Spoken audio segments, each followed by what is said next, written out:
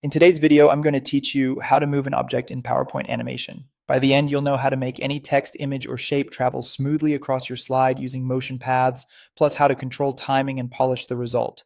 Start by launching Microsoft PowerPoint, opening your presentation, and navigating to the slide that contains the object you want to animate. It could be a title, a picture, a shape, or an icon. Anything on the slide can move. Click the object to select it and make sure you see the selection handles around it. That confirmation matters because any animation you add will apply to whatever is currently selected. Now head to the Animations tab on the ribbon at the top. This is your control center for all animation effects. Choose Add Animation, then scroll down to the Motion Paths section. You'll see several options. Lines moves the object in a straight path. Arc creates a curved trajectory.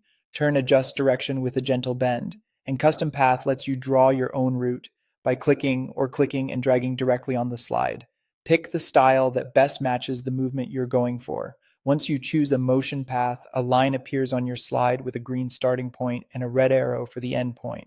Drag the red arrow to the exact spot where you want the object to finish. If you chose arc or turn, you can also adjust the curve by dragging the handles until the path looks just right. Zooming in helps with precision, and holding shift while dragging can keep movement straight.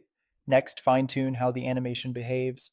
Open the animation pane so you can see the effect you just added. Select the effect there to adjust its settings. For start, use onClick if you want to trigger the movement manually during the presentation, with previous to have it start at the same time as another effect, or after previous to make it run automatically after the previous action. Set the duration to control how fast the object moves, and add a delay if you want it to wait before starting. Preview your work at any time. Click Preview on the Animations tab, or run the slide from Slideshow and choose from Current Slide to watch it play in context.